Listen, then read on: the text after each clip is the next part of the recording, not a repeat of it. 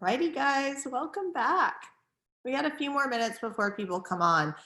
But if you guys want to start typing in the chat the poses that you want to take a look at, what I recommend is like standing postures, some of the seated twist. We had a couple of people talk about twist and like having injuries in twist. So I can talk a little bit about that. I can show you with Chris's body. Yeah, just anything that you want to take a look at in the second half.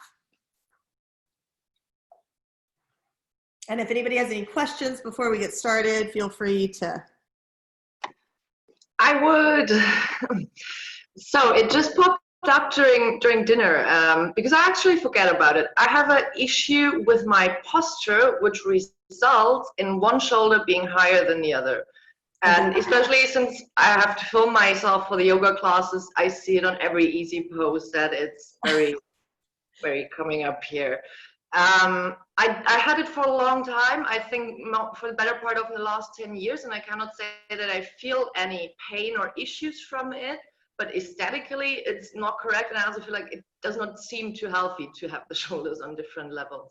How would you approach that as a yoga teacher or therapist? Sure. So yoga therapy is the vein I would go to, because in yoga therapy, we can do things in isolation. Whereas as a yoga teacher, you want to do things in balance, right? So what we're working with when we're working with imbalances in the body, especially postural imbalances from a yoga therapy perspective, is we have to like do a postural assessment. So I would, first of all, do you know what caused it or what? No. And it wasn't like that before. Once I had a stiff neck and we went to the hospital because it was a weekend with my parents back then 10 years ago, and the doctor asked my mom, did you ever see that? And she was like, nope. So we assume it came around then, but no clue why. So, and is it your right or your left? The left shoulder goes up. Okay, and is that the hand you write with, the right or the left? No, I write with the other one. You write with the other one. So that might be a postural correction. So I write with my right hand, and when I work like this. So, you know, it's possible. Yeah. So that's. I actually do this with the other one. Yeah. Like the Yeah. So what you would have to do is you would have to do things that mimic that on the other side. You see what I'm saying? And you would have to do a lot of it. Like every time you sit down, you would have to do stuff like that. Or you would have to do, you know, we might do thread the needle on one side, but not the other. Stuff like that. Okay. You know, so we would really work in isolation with that side of the body to try to bring more balance. So I have heard yoga therapists say that, and I'm not saying this, but I've heard other people say it, that you can even realign like scoliosis if you work in isolation with one side of the body. Like, so what it might be with scoliosis, so scoliosis can be an S-curve or it can be an S-curve posterior anterior.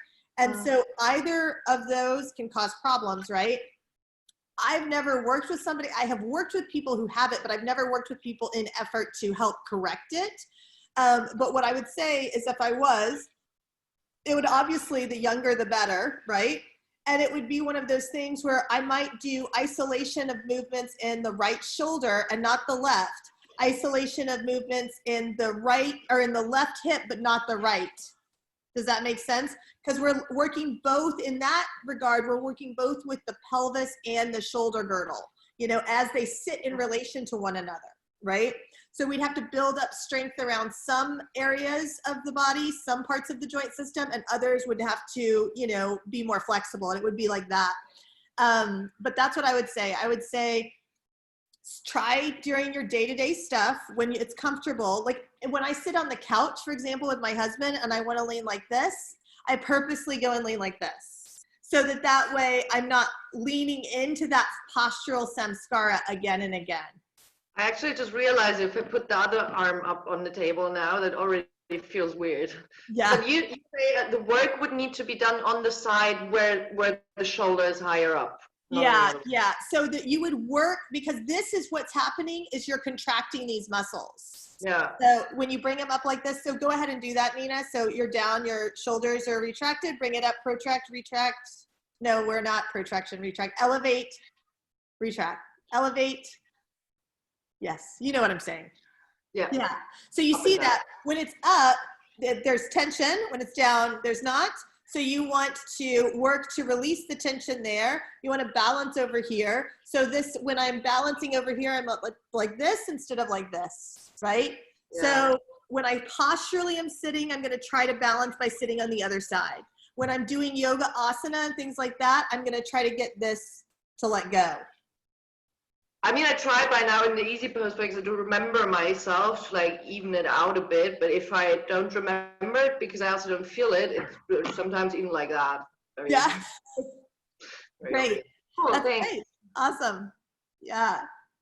Any other questions, comments before I get into the chat?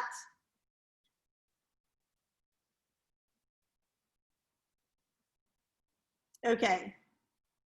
All right. So the first pose. All right, Chris, you ready? So the first pose is puppy pose. And so can you pop on and tell me specifically what's your question about puppy pose? Yes. So whenever I do puppy pose, I know the idea is for the chest to go to the floor, and I have trouble with that in my shoulders. I have to kind of just extend almost more like child's pose. Yeah. And cannot bring that down. So I just wanted to look at that and see what's the healthy way to encourage that. Well, it might be just your range of motion. So there's another thing we haven't yet really talked about, and that is that not everybody's humerus looks the same. Not everybody's femur looks the same. Leslie Kaminoff carries around 4 different femur bones that he got from a cadaver lab when he goes to teach, to show people that every femur head is different. That means every acetabulum is different. That means everybody's shoulder girdles are different, etc. So it may be your anatomy that is you've reached your range of motion and you're not going anymore. It's sort of like Curie was talking about earlier. For people who are hypermobile, they can go deep, deep, deep into that, and it's like gets dangerous, right? And some people have more of a hard stop. So that's the first thing I would say to you. If you feel like you are like dumping into the ligaments in your puppy pose, backing out of it, I also recommend people put their forehead down instead of their chin if it hurts at all. So, you know, puppy pose, you can have your chin down or your forehead. If you put your forehead down, you won't be able to get your chest to the ground. Okay. Okay. So now we have V for warrior 1, 2, and 3. So V, you want to pop on and tell me what are we looking for? You want to see how to prevent injuries in them? Yeah, because earlier we talked about like the the train track and the tie rope thing. So I realized that I tried. Well, I don't really teach. I just doing this for personal enrichment and teach for friends. But I'll just tell them like, go where your body is available today. Okay. Can you hear me? Yeah, I can. So yeah, so I get just safely for a more beginner to how to get into it, like general correctly, knee stacking. Sure. And with Warrior 3, I guess like, it's hard to watch myself do it. So I guess you try to level the hip and go in a straight line and Yeah. So let's see it. So Chris, come into Warrior 1 for us. tell them things. This is my husband, Chris. He's helping today. Do you remember Warrior 1? We haven't been to a studio in a long time. That's Warrior 2, sweetheart. So go that way. So pelvis forward. Warrior 1, hands up. Yeah, set back. Warrior 1. Yeah, there you go. There you go. Okay, so right now he's having a hard time. So Chris has flat feet, so that's one thing. This is actually a really great thing to do. Chris, go ahead and bring your foot so that it matches mine in the back. Michelle, do you mind going back a little bit or reposition your camera because I can't see your Yeah, foot? sure. Okay. Sure. Is that better? Yep. Okay. You might not see our heads, but that's okay. So Chris is in a shorter warrior one, and that's fine, totally fine. His knee is stacking over his ankle.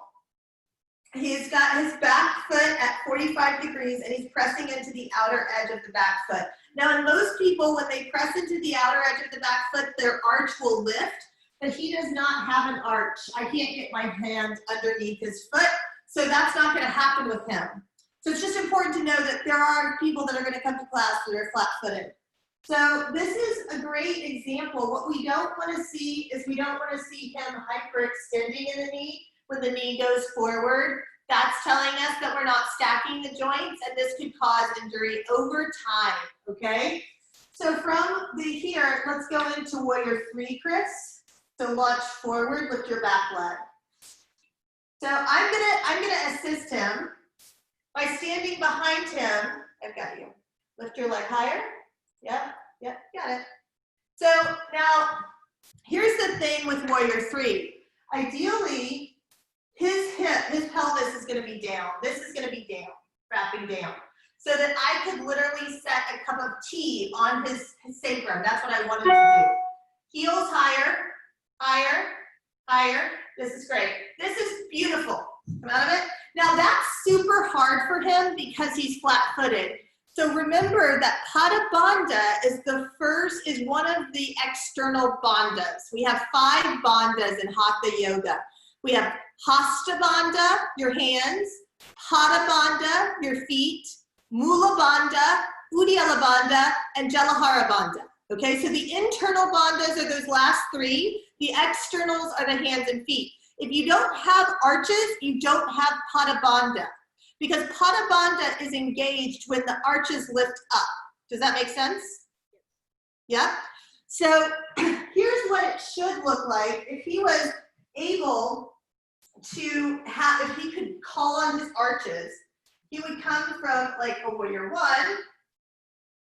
and then he would come in for warrior 3, so that his pelvis was almost square to the floor.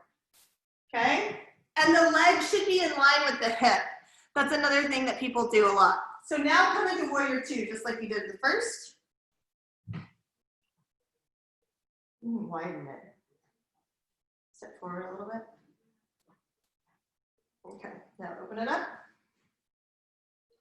So his stance is shorter, but that's okay because his knee is stacking over his ankle. Now again, we don't want it to move forward. Here, go ahead and give it to me. We don't want to see this, right? Come out of it. We don't want to see that either. Can you see that? Yeah? We don't want to see that. We want it to be right over the ankle. Now his back leg, do you feel fine in your knee? Yeah. Okay. So back leg, the toes are turned in at 45 degrees. And then we really want his shoulders to stack over his pelvis. So a lot of times you'll see them forward. You guys seen this before? Yeah? In some of your students? We want them stacked, shoulders over pelvis. Okay? Any questions about that? You can come out. Questions? Was that good? I just wanted to know if there was anything that a flat-footed person could do to mimic the Pada Bandha other than like imagining a suction cup at the bottom of their foot. They have to actually work at it. It would be almost like physical therapy. Again, this is where yoga therapy might come into play. So what Chris would have to do is he'd have to stand and get him in Tadasana. So stand at the top of the mat in Tadasana. I don't even know if he can do it. We've never tried. So basically what I want him to do is I want him to lift his big toes in isolation, then his second toe, third toe, and pinky. And then pinky, second, third. You know what I'm saying? So you're going like one toe at a time. So try it. Yeah, so really, I can't do it. so really try. Just lift your- I'm sorry, Chris. No, that's fine. So try to lift this guy. I cannot. Okay, so It that, can't be done. So- All those. can you lift all of your toes? No, so when I first went to the podiatrist at 18 years old, and they explained to me what flat feet and fallen arches are, they're both the same concepts. So flat feet and fallen arches mean that that arch in your foot has fallen, so it can no longer maintains the shape and the attachment to the muscles as originally designed and the tendons, so nothing will work correctly. Now, I've never tried to do yoga with my arch supports, which may be an intermediate step in addressing that problem, but for 20 years of flat feet, trying to isolate a toe is just not gonna happen. So that's what we would do if he was a yoga therapy client, is we would do work with maybe even a ball, rolling his foot on a ball, and trying to get him to even if he could just articulate the toes all together, pressing into like the big toe ball mound, just start building those muscles. Because what's happened is those muscles haven't been engaged for so long, they've atrophied in some way, right? So we have to start like almost rehabbing him, and he may never have any arch at all, you know, but what we would be trying to do is develop more strength in the feet. A lot of people don't realize that as you age, your feet really do take the brunt of aging, right? And so like elderly people's feet are different than, you know, people who are active and engaged. And doing this type of work would help him to have more balance and stability as he ages out, because that's what happens. Like we cram our feet into shoes, we don't have arch supports, we're not walking around barefooted. When we walk barefooted, we're encouraging that arch, right? We're encouraging it because we're using our feet to sort of feel our surroundings. But when we have shoes on, that sensory input is no longer there. And so over time, this type of thing, even though he is an extreme case because he's actually diagnosed with flat-footedness, it's not uncommon for people's arches to fall over their lifetime. Thank you. Yeah. Okay, what's next? Let's see. Okay, rotated triangles. So I'm going to show you how to modify. And again, this is great because Chris is flat-footed. So I'm going to show you how I have to modify for, you know, him or, you know, other people who come into class that maybe can't get as tight in Pavarita Trikonasana, okay? So let's come into like a lunge, Chris, or coming into a revolved triangle. So like warrior one, say warrior one, warrior one. So the first thing I'm going to do is I'm going to tell my students it's okay if you want to walk your back foot in a little bit, right? Remember, warrior one is 4 to 4.5 feet, and triangle is 3 to 3.5 feet. So if you want to move this foot up one effort, you can. Yep. That's automatically going to help him to have a little bit more space and mobility. So now straighten your front leg, and now bring your hand to your hip, that front hand to your hip. Reach through the fingertips of the side body. Now fold forward and come to the block. Okay, so now I've given him some stability here. He can keep a micro bend in this knee, that's totally fine. Now I'm gonna say, open your right arm, turn your gaze to the right. Okay, he's gonna continue to move his right hip back. And now this is way more stable than if I had him try to take that block to the outside of the foot, right? Okay, come on out of it. So what it would look like if I was doing it, for example, so I'm gonna hop on. So if I'm doing it in my body, I'm gonna do the same things, okay? I'm gonna do the same things. So I might shorten my stance, I might walk my foot over. Because when I walk my foot over, my pelvis can now be, it has space. Remember, triangle is an external rotation, right? But Pavarita Trikonasana is not external rotation. It is internal, or it's not internal rotation. It's neutral flexion in the front leg, right? So now I'm here. Now I come here. Now I'm going to grab the block, and I'm going to take it to the outside of my foot. And then I'm going to stack the joints before I do anything else. Hand on the sacrum, and then here. So those are the two ways that you can work with getting into Pavarita Trikonasana. Any questions about that? Okay, so let's do Humble Warrior. You guys are picking his favorite poses today. I just have to let you know. He really likes all of these poses. Big Warrior 1.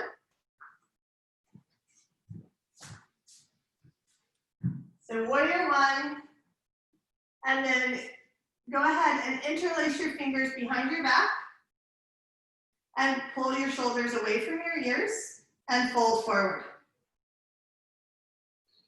So most men are going to be tighter in the shoulders, and so you can see he's tighter in the shoulders. I'm not worried about him hyperextending because he's so tight in the shoulders, but this would be what you would see in a lot of your male students. Come on out. And step off and I'll get on there. And so this is what you'll see with a lot of your hypermobile flexi students. And this is hyperextension in a warrior, in a humble warrior. So hyperextension humble warrior is what it looks like.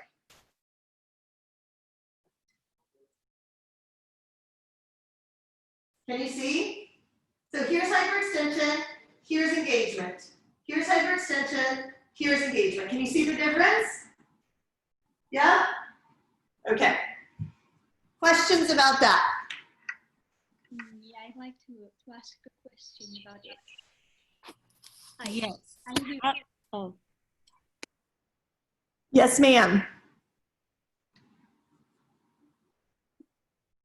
Yeah, can you hear me? Yes. Okay. So my question was if the torso is meant to be directed towards the front leg or it can be a bit diagonally directed, because I've been taught both. So this is, so what people want to do is, and Chris, you can show this. This is what people want to do. So put it on the other side.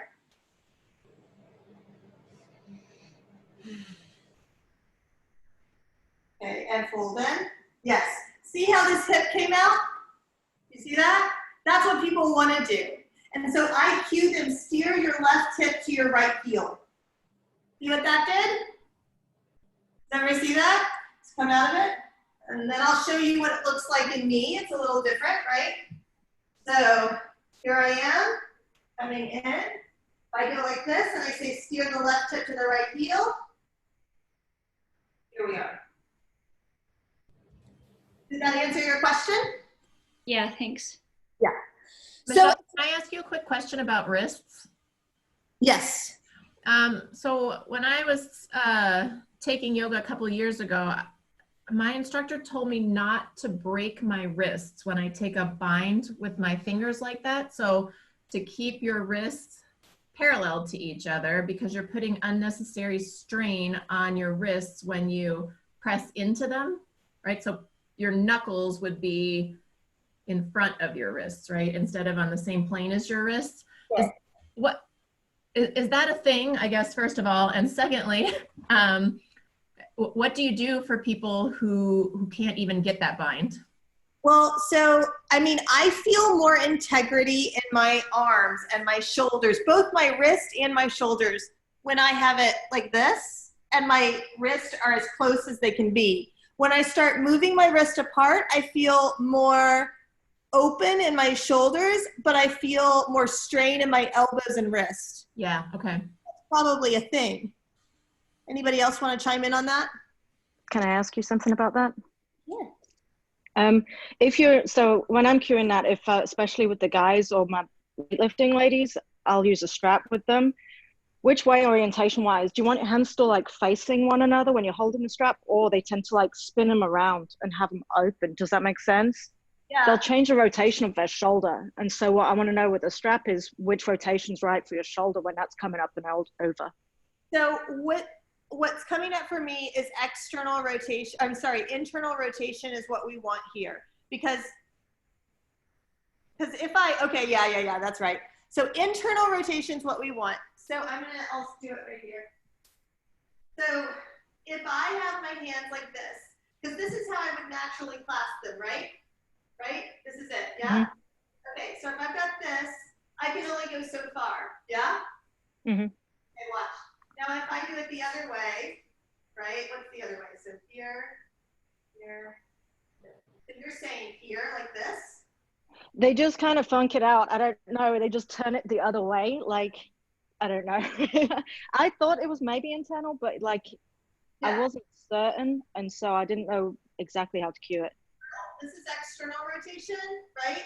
And I now have the strap and my hands are facing my butt, okay? And now I go in, see how I can hyperextend the shoulders? But I can't do it. If my hands are in internal rotation, or if my arms are in internal rotation, and I come up, I can only go to my stop point. Okay, cool. Yeah, that makes sense. Thank you. Yeah. So what are some exercises someone can build up or use or practice to get that hyperextension in their arm, in their shoulders? To fix it or to prevent it? Or just, well, is that a good thing? Is like the hyperextension the goal? Like how, okay, so when you did your arms out longer, that's not what they're supposed to do. Okay. Because that humerus head is, so imagine that my humerus head is here, right?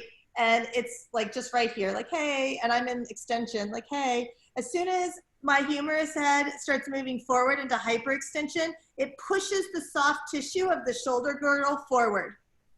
Does that make sense? Yeah. Ligaments get pushed forward, those tendons get pushed forward.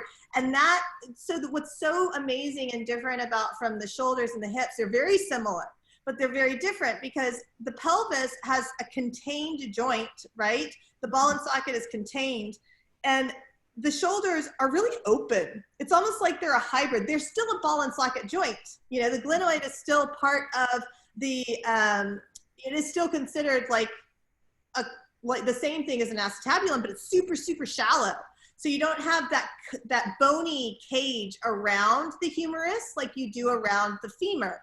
So that's why we have the propensity for hyperextension in the shoulders. And over time, that's why we don't see people dipping their shoulders in like chaturanga or in like arm balances, because over time that can put stress on the shoulder girdle. Got it. Okay.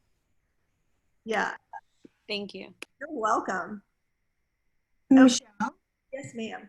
So how do you, when you're in that humble warrior and you're seeing that someone's hyperextending, which I just realized that I do, how do you cue them in that pose to go back to the engaged, pose? Like what's the cue in humble warrior to not have them hyperextend?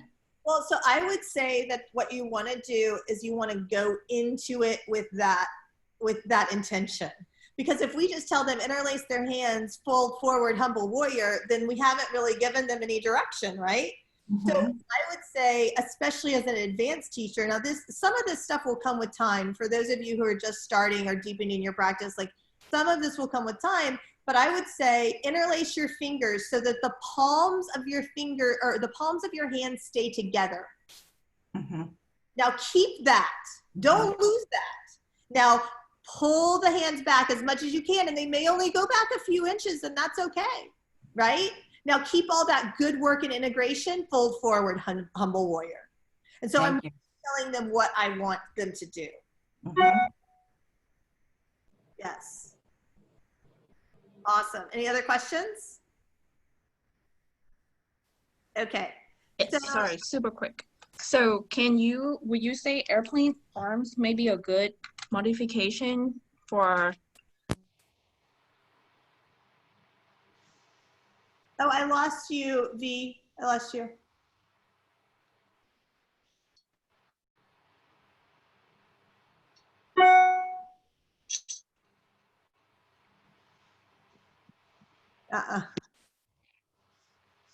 But I think I know what you were asking. You were asking if airplane arms are a good modification for people who are hypermobile. Yes. Yes. Now I can hear you.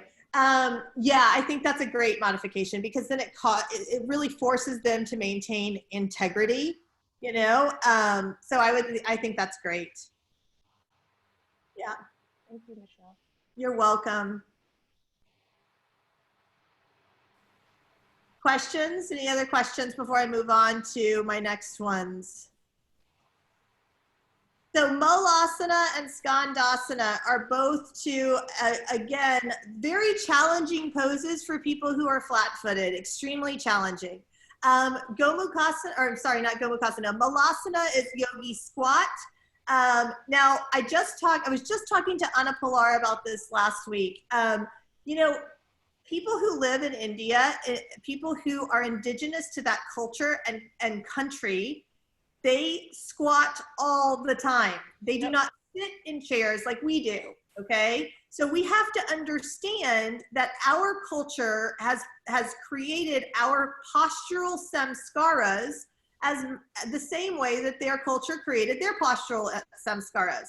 So some people cannot do malasana because it is like they're hyperextending in the knee, right? Their heels won't hit the ground. So what do? We use a block, okay? And honestly, guys, I use a block anyway. Malasana can be very, very nice if you use a block. So here's what I'm talking about. You'll see people like this. You'll see people that come into malasana like this. They can't hold it. Their heels are on the ground, or they're hyperextending, right? So take the block, put it underneath their sit bones, malasana. Michelle, can you point your camera down so we can see? Sorry, guys. Yeah. So here we are coming into malasana. Okay, so this is hyperextension in the knee, right? Or what happens is my heels are up, either or not so great. Put the block underneath my sit bones. Now I'm in malasana and I'm comfortable. I have Sthira Sukha, right? Sthira Sukha asana, right? So this is a great way to do it. Now, skandasana. Again, skandasana is like crescent lunge. It's not really a pose. We use it as a transition a lot of times, right? So skandasana, typically this is what you'll see people do. They're either way up here like this, and they're really struggling even here, or they're like this, and their heels up and they're hyperextending in the knee. So what do? We tell them to press into the earth, even if they have to come up, right? Even if they have to come up out of it. And then sometimes a block can be helpful. So they can just work this until they feel like they can go deeper.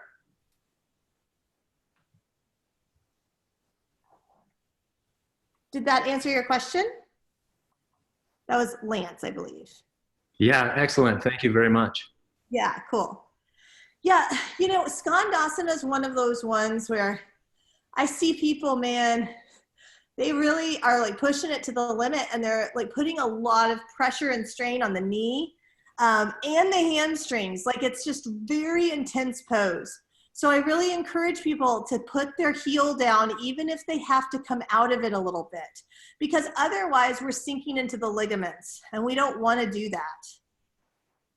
Okay. So we want pigeon variations, seated postures. So pigeon variation. So there's a couple variations of pigeon. I'll show you with the block. So the first thing, so remember I told you, I like for the knee to be closed. So even if the heel's in my groin, it's fine. So this is one type of pigeon, right, that I could have. Well, let's say I came into this and my hip was like, I was falling into my hip. Can you guys see this?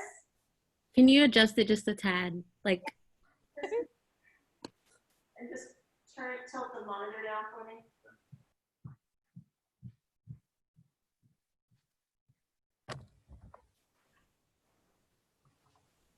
Okay, great. Okay, so we want their sacrum, their SI to be nice and square to the ground. But this is what we see a lot of times. They roll off onto the hip, and then they go down like this. So to help them, to support them, we take a block, we place the block underneath their hip right here, and then they come forward, and now they're supported. And it takes the pressure out of the knee in the hip. So this is one way you can do it. We talked earlier about when we have the shin parallel to the top of the mat, flexing the foot back. So this is another way. Now I can do this, but some people can't. This is really hard. It's hard on my hip. So I might even do the same thing. I might do that and then come forward. So at least my hip has a little bit of support there, okay? I prefer just closing the knee joint so that I can be comfortable. That's what I prefer. because my IT band is so tight that when I do it, so that my shin is parallel to the top of the mat, I feel it so much in my IT band. Well, remember that IT band goes straight into those ligaments and tendons that are part of the knee joint. So I just don't like to push it to the limit on that stuff, right? Are you asking questions about the upright versions of pigeon too? Yes, I was. Yes. Sure. So you start like this. Let me get a second set. Ooh. So here I am. I found my pigeon. It's comfortable for me. I've been in it for a while. Let's say I've been in it for like a minute or so. Once you've been in it for a minute or so, you bend the knee and reach back for the foot. So this is bus stop 1. And you can even take a block and put a block underneath your hand to give you a little bit more height and space. This is bus stop 1. You can stay here for a long time. We really want our pelvis to be as square to the top of the mat as possible. When we start tilting the pelvis like this, we're torquing other things, maybe even torquing the SI.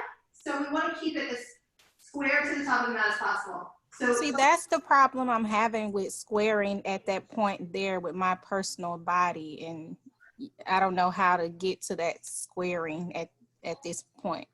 So this is what you would do. Take this block, put it underneath your hip. Even if you don't need it when you're like a sleeping pigeon or sleeping swan, put it under your hip anyway, okay? So now I'm here and I've got some support. And make sure it doesn't like build you up too much, but it supports you, okay? And now bend your knee and just sit here. And this may be your work for like a week. And then the next thing you're gonna do is you're going to bring your foot into your armpit. And you're gonna start working this stuff. And you're gonna sit here for like maybe another week or 2. And then one day, you'll be much more warm than I am, guys. Just so okay, you'll come in like this. Okay. Yeah? Any other questions on that? No, that's good. That's good. My thought it stays squared in all forms of pigeon, right? That's what we're trying for. It's sort of like Warrior 1 though, guys, right? We're trying for square, but is it ever really going to be square? Not complete, right? So because we have one leg in neutral and one leg in external rotation, the pelvis is never going to be completely square. Does that make sense? Yes, thank you. Yeah. So we're trying as much as we can. Okay. So somebody said, anything else for seated postures, Brittany?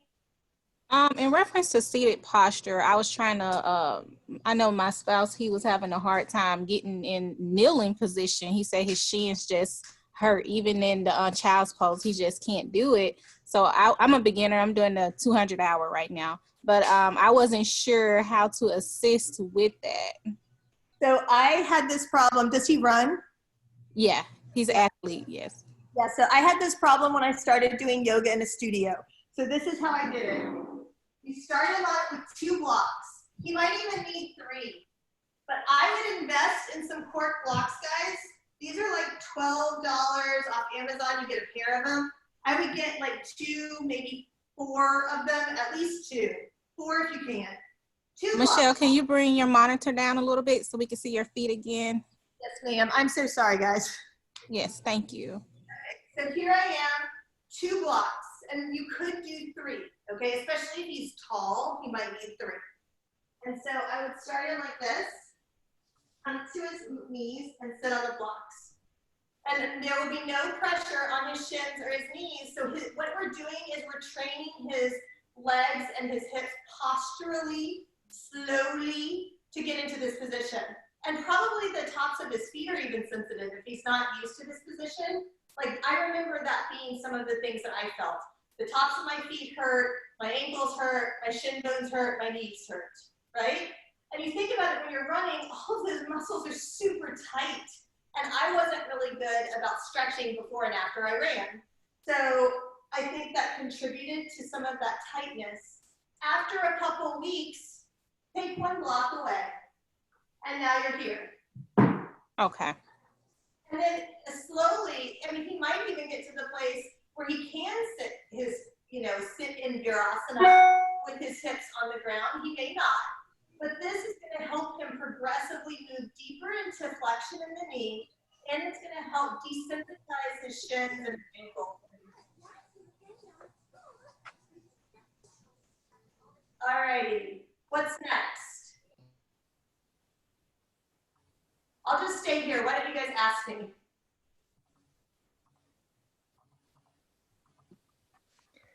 I have a question about Malasana and Skandasana, because in my practice, my Achilles tendon is really short, but then I'm still comfortable in the pose, as I've gotten used to it or whatever. So is it okay, or can I use a blanket under my heels to do that? Or if I see a student that has the same problem, is it okay to use a blanket?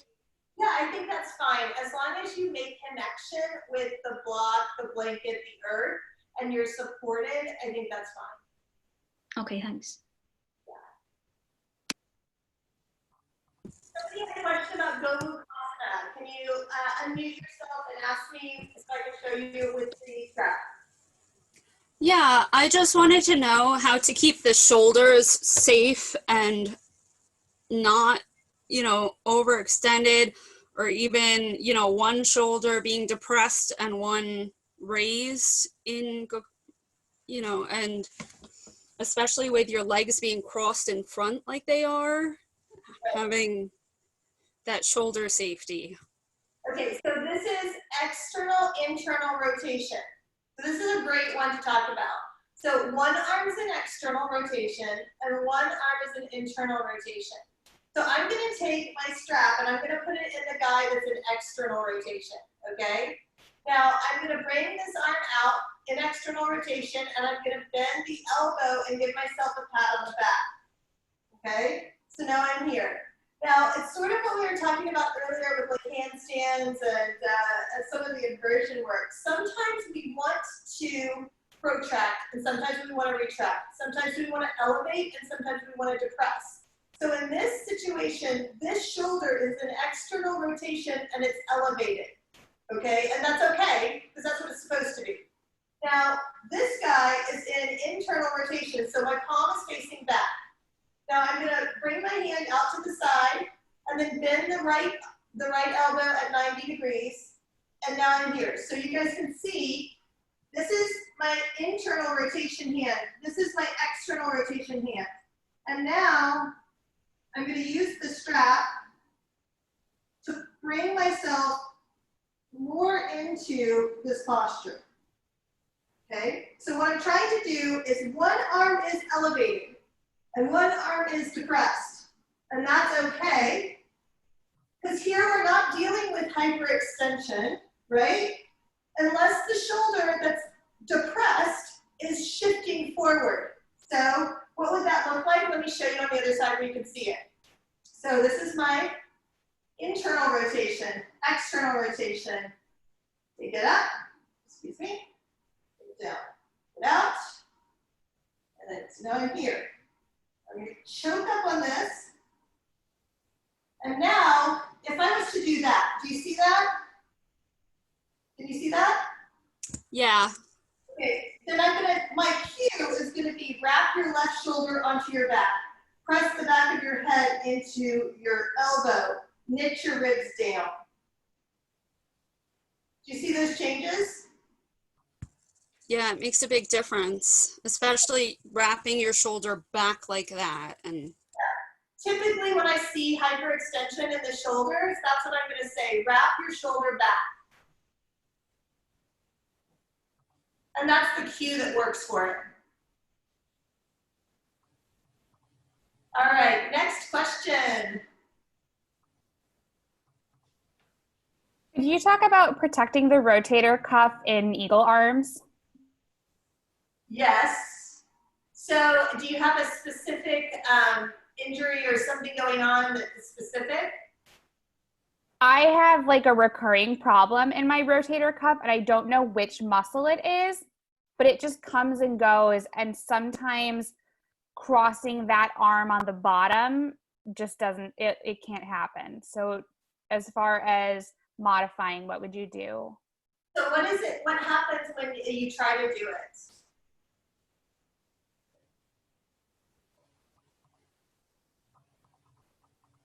It just feels like pulling along that shoulder, especially on the top back portion. So the arm that's underneath. Yeah, on the left arm. Okay. So here's what I would tell you, and a lot of people can't even do the Gurudasana arms. So what I tell them to modify is just give yourself a hug. Okay, yeah. Thank you. Yeah. A lot of people have a really hard time with that. And there's a couple of reasons. It's not all mobility. I mean, we have to talk about people's bodies because we're yoga teachers. So we have to be able to read the room to some degree, right, guys? So like, what do I know as a woman?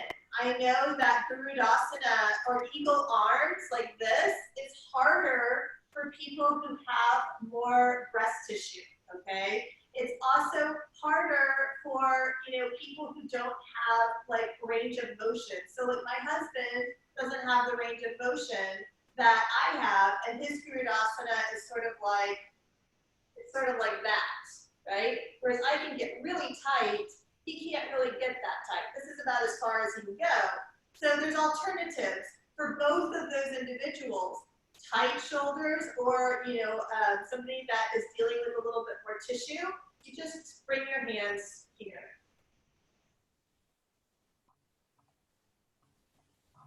And that's one of the things I was hoping that we were going to be able to discuss and really work with is when you see your students struggling, how can you offer modifications for them that are going to help keep them safe in their body and, really sort of promote wellness and rather than promoting dis-ease, right? So if we see people struggling, like in eagle, I'll say, cross your legs, eagle pose, right? And then I see half the room is about to fall over. And so what I say to them is, it's okay to uncross your legs if you need to. Like, give them permission. It's so empowering to give people permission like that.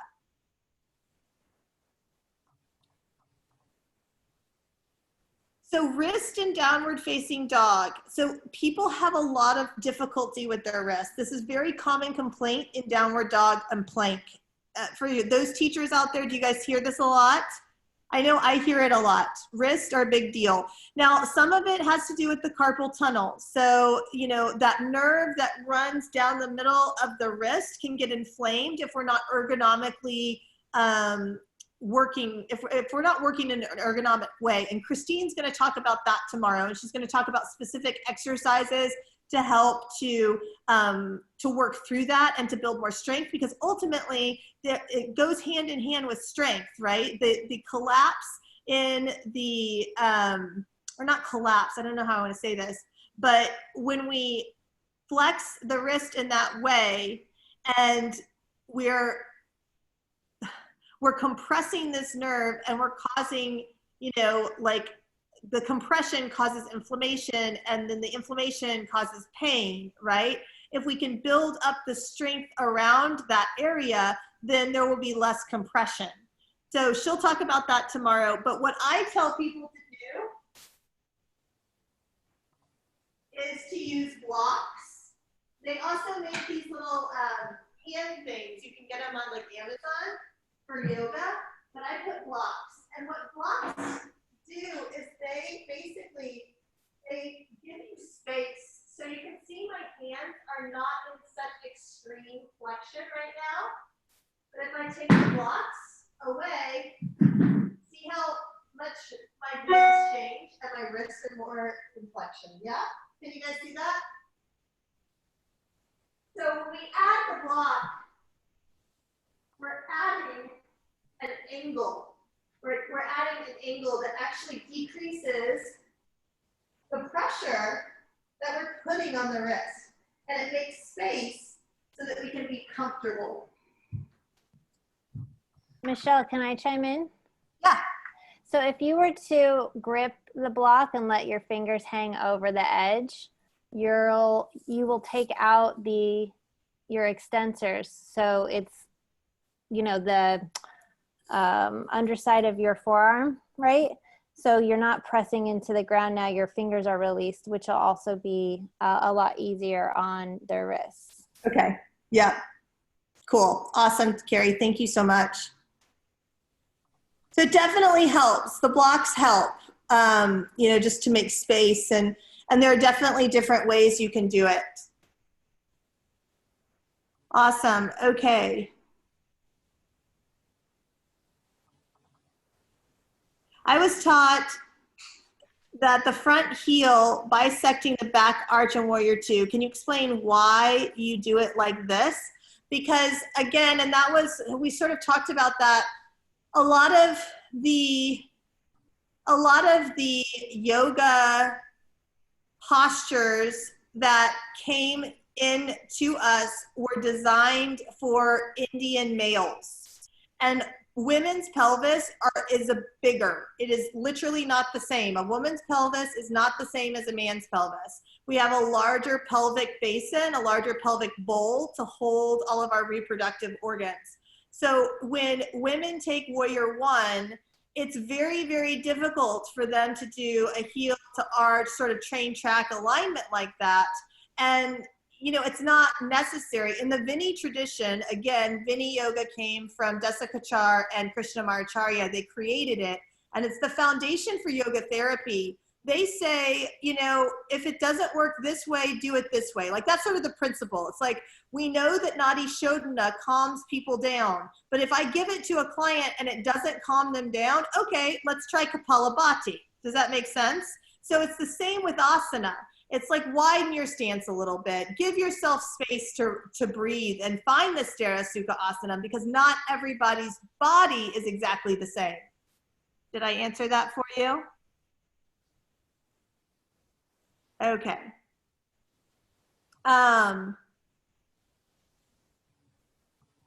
Okay.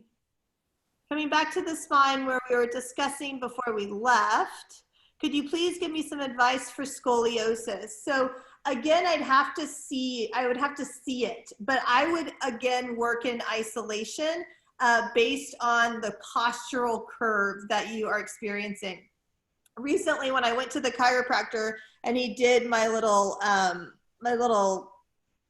imaging thing, I was like, I have a curve in my spine. I have a form of scoliosis because I have an S curve, but it's in the top of my spine. It's in my cervical spine and my thoracic, and it's not in like the lower lumbar spine or upper thoracic spine. And I said, well, do you think I did this? And he was like, no, I don't know. Maybe there was trauma or something. Then I went to a doctor, and my doctor said, you were born like that. So I think we work with postural imbalances in your body based on how you experience them. So like Nina and I were talking, if you're like always up like this, we need to balance that. So what is this? Feel it in your body. What is it? What happens when I raise my shoulder? Oh, I engage those muscles. I'm engaging. So I need to release those muscles somehow. So how do I do that? Right? I can either work to release those muscles, or I can work to strengthen the other side. Does that make sense? So it's like we're always using these complementary catalytic sort of mechanisms to try to find balance in the body. I would have to look at your particular case to give you particular advice though, which I'm happy to do. If you want to shoot me a note, we can set up a one-on-one.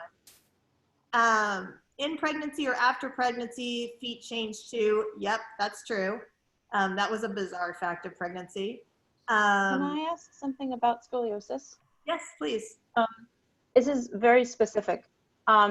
What would you say for modifying or working with people like myself who have actual spinal fusion? I had a scoliosis surgery as a kid. Okay. So, well, first of all, I would say there are going to be some things. Where was it? What section of the spine? The thing is, I'm not entirely sure. I'm looking at my X-ray pictures right now in preparation for asking this question, and it looks like I had a big old S curve, like in the middle, towards the middle of my back.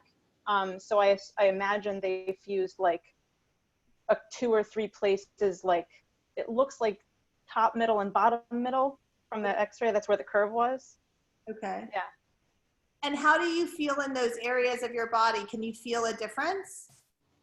The only thing that I notice is it's more like visual. Like if I was to look at myself in a mirror in a picture bending over, my back goes like this. It doesn't go like this. Okay. So it looks like I'm flat all the time. Okay. Yeah.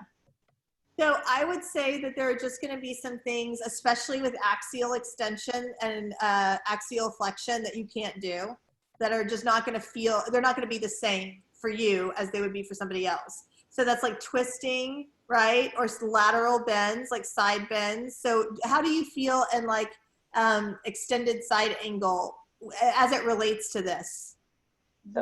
So side bends, I haven't noticed anything crazy. Usually what I feel, and I don't know because I've never been any other way, but this was like when I was like 12, but I feel like when I'm trying to come up into like a cobra, I can't, it's like, it's this angle.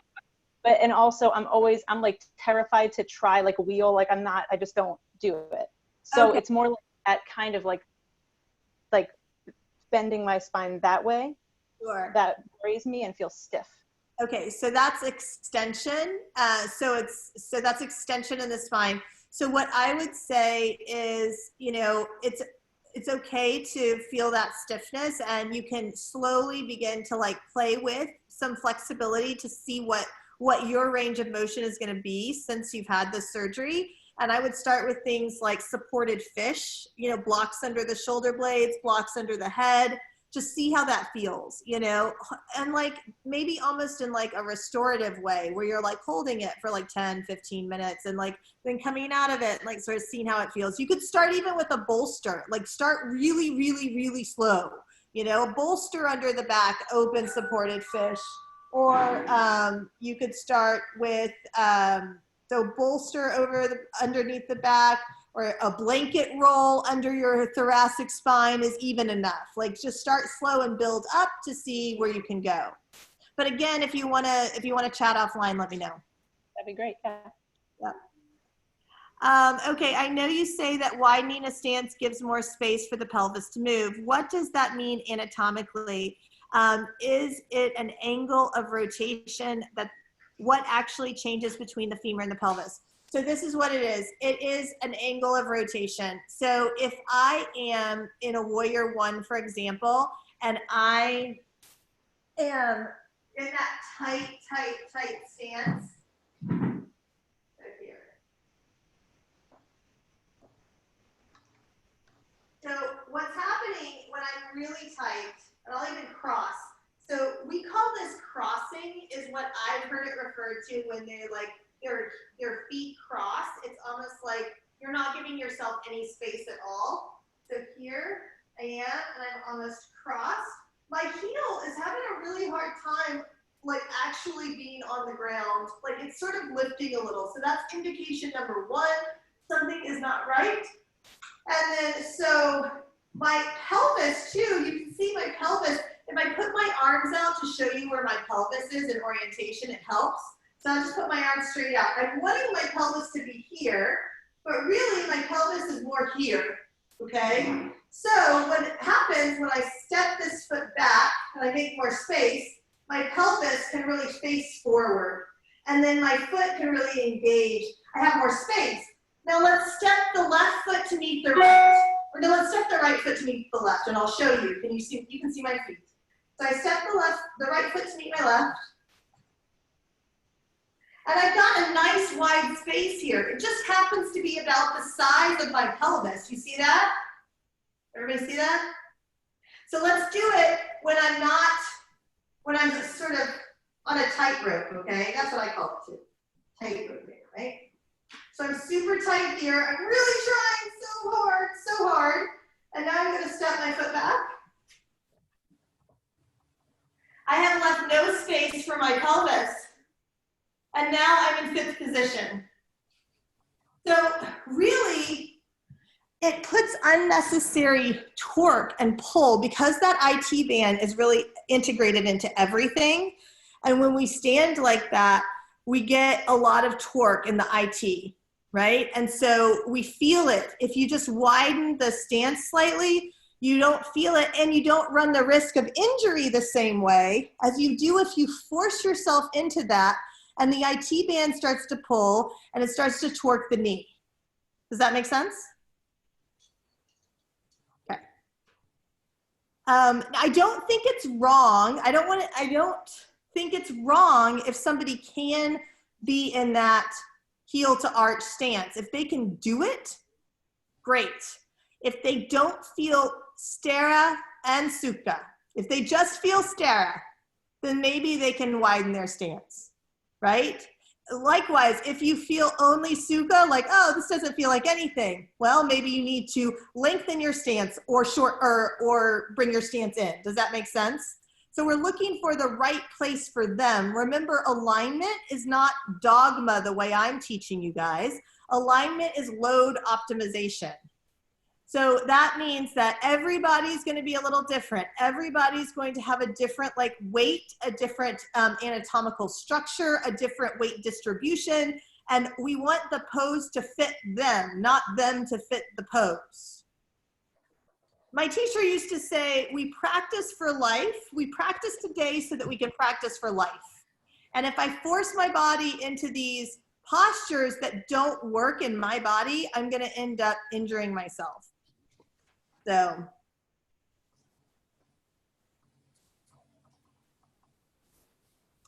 okay. So we talked about the downward dog, wrist hurting, using blocks. So shoulder issues, caution the student about humble warrior, modify. How do you modify? I would say to modify humble warrior, if they're hyperextending, just bring, sort of like what Chris did. You bring your hands together or you grab opposite elbows.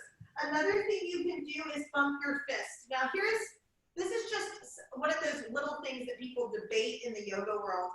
Sometimes people say that if you grab opposite elbows, that you're not balancing yourself.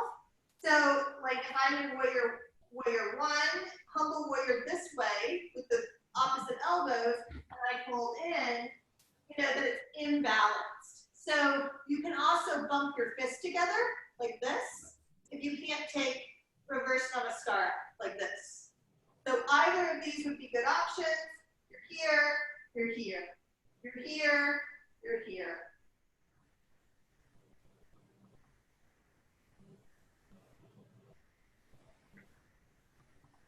Okay, question, are all warrior poses to have shoulders and hips stacked? Yes, and so this is sort of goes back to Iyengar's every pose is Tadasana.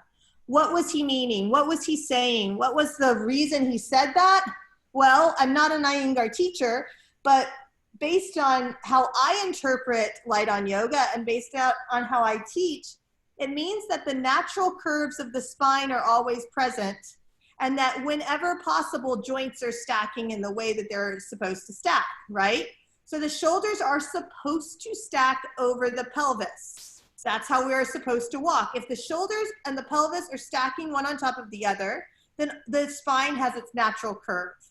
So that's what I'm looking for. I'm looking for people, even people in a seat, you'll notice that they sit forward, right? So you get them into Sukhasana or something, and they sit forward like this, and I say, shift your shoulders over your pelvis, and everybody comes upright. It's sort of miraculous, actually, to watch the whole room do that, because we spend so much time leaning forward, looking on our phones, our computers, etc. Thank you. Yeah.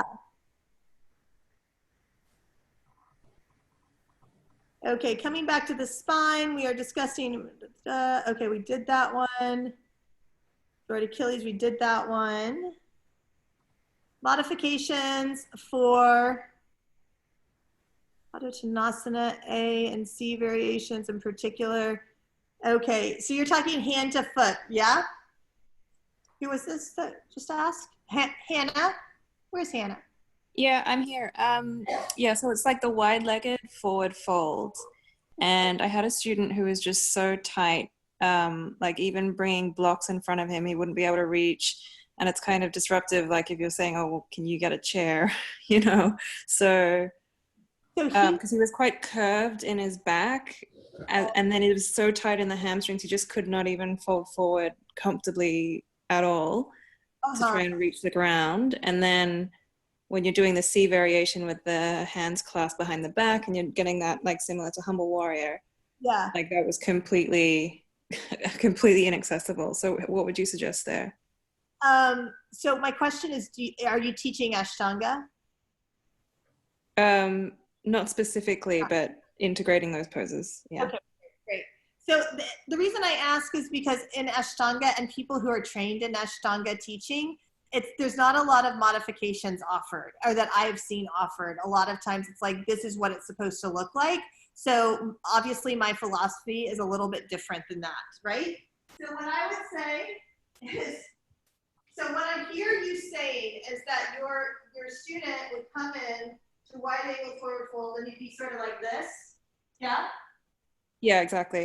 Okay, and so, and really he probably does need a chair, right? Yeah. Okay, so blocks obviously are a possibility. You can use blocks, right, like this, and then encourage him to extend. So think about folding from the hip crease, not from the low back, because that's probably what he's doing. He's probably folding from the low back, right? So I would get some blocks under him, and I would say, here you are, that your work in this pose is to broaden your collarbones and extend through the crown.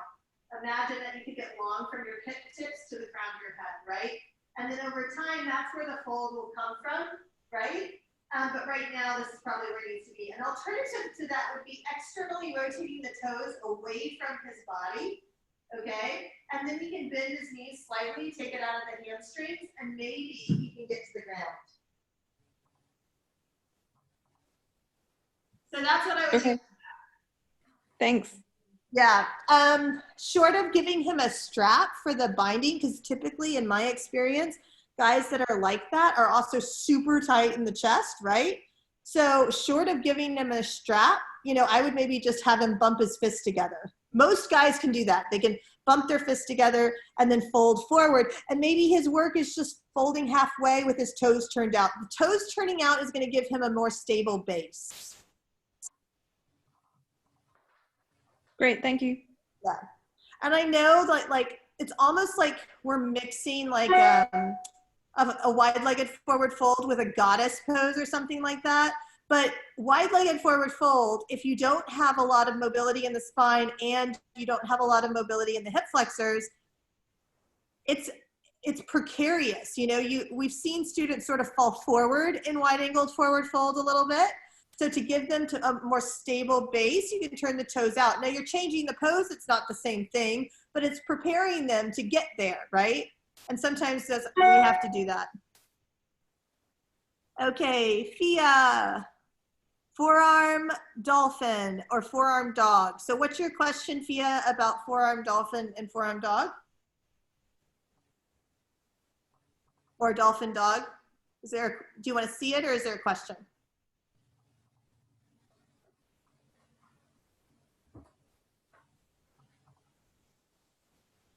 Okay, Fia, hop on anytime if you're ready.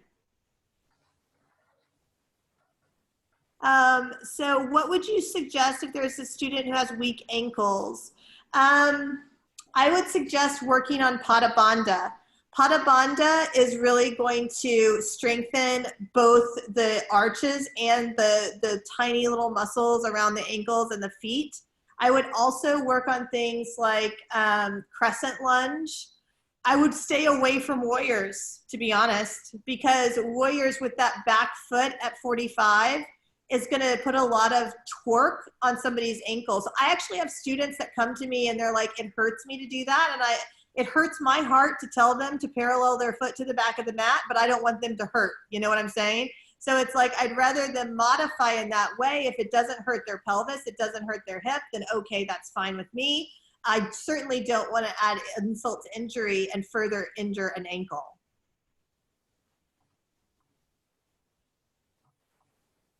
Yes, and there's all sorts of great products in the chat. Really nice. So also guide to spread fingers, push into pads of fingers, don't roll to the outside of the wrist. Yeah, these are all great things to cue for people who are experiencing pain in their wrist. So I get really nervous about what poses to avoid for people with bulging discs. Could you discuss this? Yes. Avoid forward folds. So this is just like if you want to be like super safe, okay? You don't know if it's anterior or posterior, right? You're just going to cover all your bases. You avoid forward folds. You avoid belly down back bends. You avoid even back bends in general. I would avoid hyperextension in the spine if you are worried about somebody having a bulging disc in your class.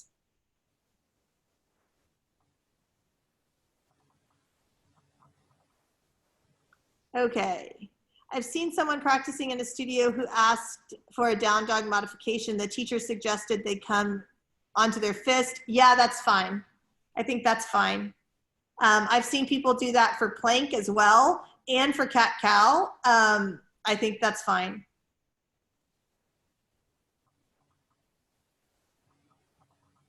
Okay, so somebody wants me to demo how to find alignment from tabletop to bring, so thread the needle. Is that correct, Jess? Yes, and right before thread the needle, bringing the hand up into the air. Okay. All right.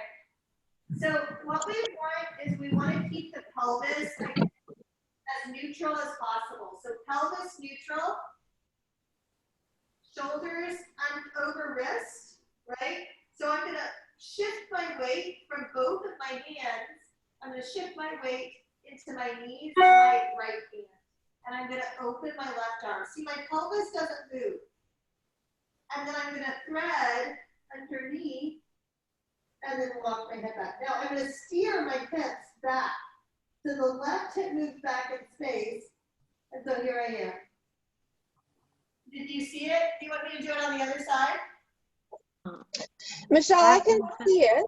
I question, what do you do? Because in that pose, being hypermobile in the shoulder, I feel absolutely nothing. So I avoid it. So how do you do it so that you don't hypermobile and you can actually feel what you're supposed to? Ooh, you feel nothing at all in that one? No, because my shoulders pop out so easily, half the time I don't even realize they're popped out. I literally feel nothing in that pose. Well, then I would make it about the opposite arm. So let me do it on the other side and I'll show you what I'm talking about. So right now, if I am going to, I'm going to raise my right arm and my pelvis is going to stay hopefully square, right? And then I thread it through and you feel nothing here. So walk your other arm up and then pull your right hip back. So the arm that's out underneath you, pull that hip back. And you should start to feel it in the back of your right shoulder, your back of the shoulder is down. If you don't still, then take your top hand, wrap it around, take the bind, and use this pose to actually work into this shoulder. Does that make sense? Yeah, it does. Thank you. And then Jess, did you have another comment? No, that answered it. I think I've seen a lot trying to pull the arm too far back in that extension before. Oh, yeah. So that was helpful. Cool. Thank you.